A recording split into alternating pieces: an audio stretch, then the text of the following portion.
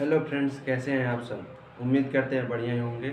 आज हम हाइगेंस के सिद्धांत द्वारा परावर्तन की व्याख्या करेंगे, प्रकाश के परावर्तन की व्याख्या। आप लोग इधर उधर ध्यान देना बंद कीजिए, कृपया टॉपिक पर ध्यान दीजिए। आज हमें बात करना है हाइगेंस सिद्धांत द्वारा प्रकाश के परावर्तन की व्याख्या। उससे पहले हम प्रकाश के परावर्तन के नियम को देखेंगे। प्रकाश के परावर्तन के दो नियम हैं।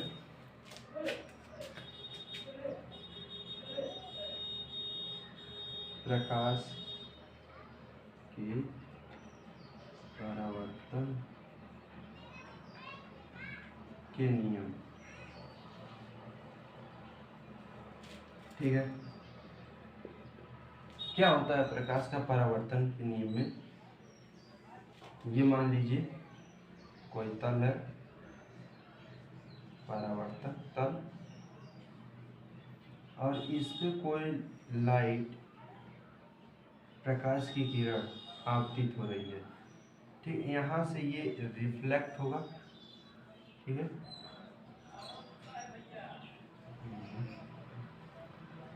ये आपतित किरण, परावर्तित किरण, ठीक है, और ये अभिलंब, ठीक है।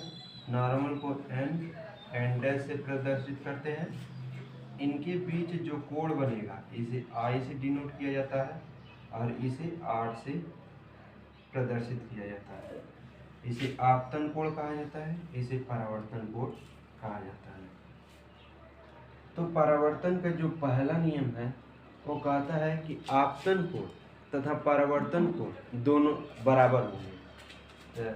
आई इक्वल टू कोण आई इक्वल टू कोण आर, कोण आर, ठीक है। और दूसरा होता है आपतित किरण, परावर्तित किरण तथा अभिलंब तीनों एक ही तल में होंगे, एक ही बिंदु पर नहीं, एक ही तल में होंगे। ये इसकी परिभाषा है। दूसरा नियम ये है, आपतित किरण,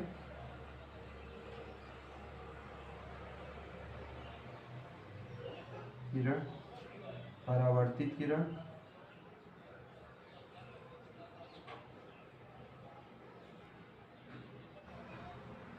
ठीक है।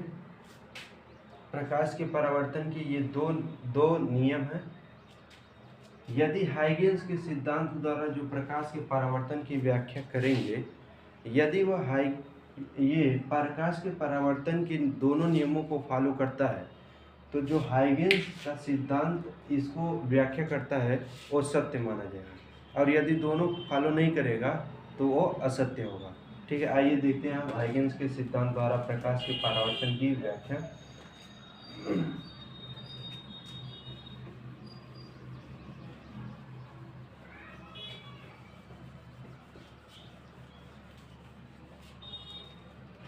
हाइगेंस सिद्धांत में एक चीज रह गया है। जो हाइगेंस की द्वितीयक तरंगिका सिद्धांत है उसके द्वारा उन्होंने बताया था कि जो तरंगाग्र होता है वह प्रकाश संचरण की दिशा के लंबवत डायरेक्शन में होता है। जैसे मान लीजिए ये प्रकाश किरण है, तो जो इसका तरंगाग्र होगा वह हमेशा परपेंडिकुलर होता है, ठीक है। जैसे मान लीजिए ये समांतर प्रकाश किरणें चल रही है, ठीक है। तो इनका जो तरंगाग्र बनेगा वह ऐसे बनेगा,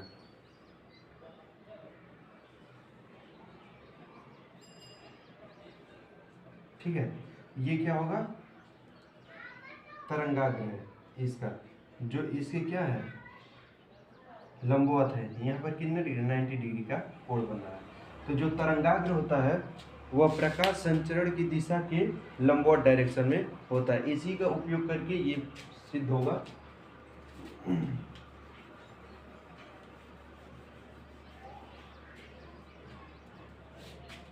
अब एक तल ले लेते हैं,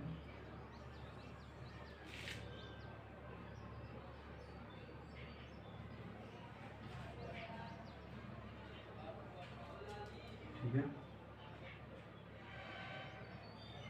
एक प्रकाश किरण ये, दूसरा ये, ठीक है।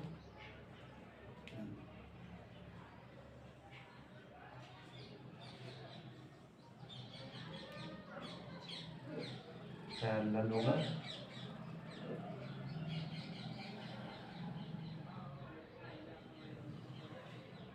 ठीक है।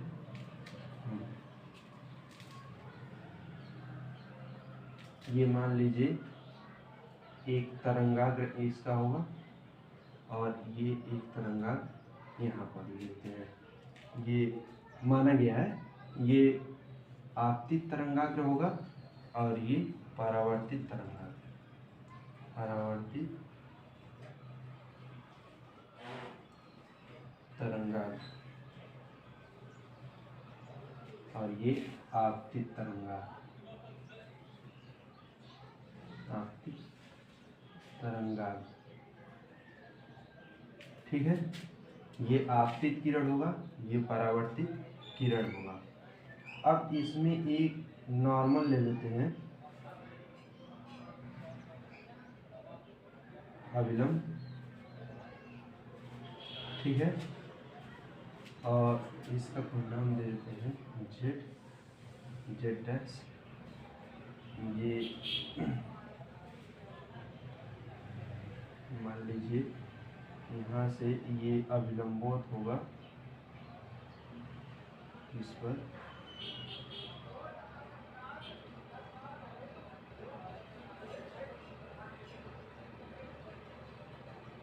ये परपेंडिकुलर होगा। यही तरंगाग्र को आगे बढ़ाया गया है जो इस पे परपेंडिकुलर है और यहाँ से तरंगाग्र इस पर, ये भी 90 डिग्री पर होगा। थोड़ा सा इसे सेव कर देते हैं।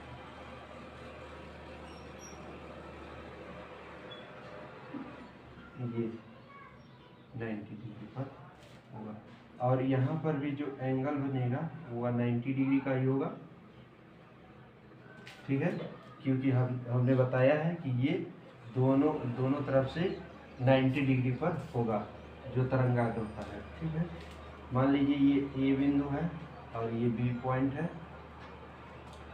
ये प्रकाश किरण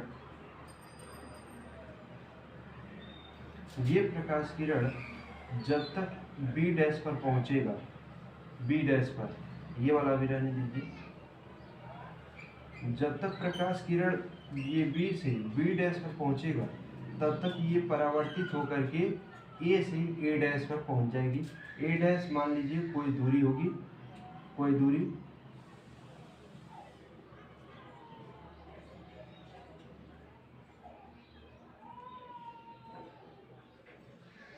ठीक है, ए डैश मान लीजिए कोई दूरी होगी जो ए डैश होगा।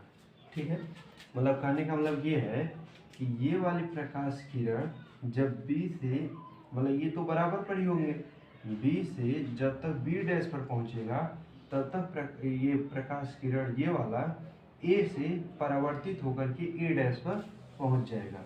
ठीक है, अब हमको पता है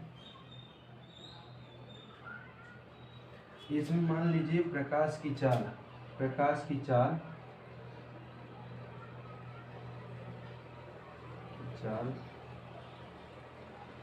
सी है और यहाँ पर मान लीजिए t = 0 पर पहुंचा है, मान रहे हैं, और ये t = 0 पर इस पॉइंट पर। तो अब मान लेते हैं t समय में, माना t समय में प्रकाश किरण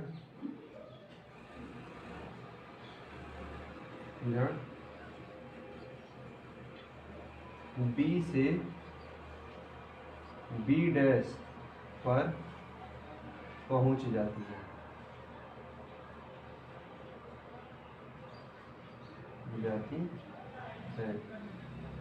ठीक है, बी से बी डैश पर पहुंच जाती है प्रकाश किरण टी समय में। तो ये टी समय में ये प्रकाश किरण भी परावर्तित होकर के ए डैश पर पहुंच जाएगी। ठीक है, तो हम जानते हैं चाल बराबर होता है दूरी बटे समय। तो यहाँ से इससे हो जाएगा बी डैश = ए डैश = होगा c × t, चाल गुणे समय। समीकरण 1 बना लीजिए। अब त्रिभुज, ठीक है, त्रिभुज A B B dash, A B B dash तथा त्रिभुज ये वाला A dash B dash, A dash B dash में, ठीक है। रुक जाइए, उससे पहले कुछ देख लेते हैं। मान ये वाला जो कोण होगा ये आई होगा, ठीक है।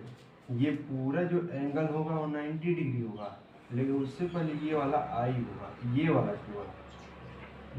केवल आई होगा, ठीक है।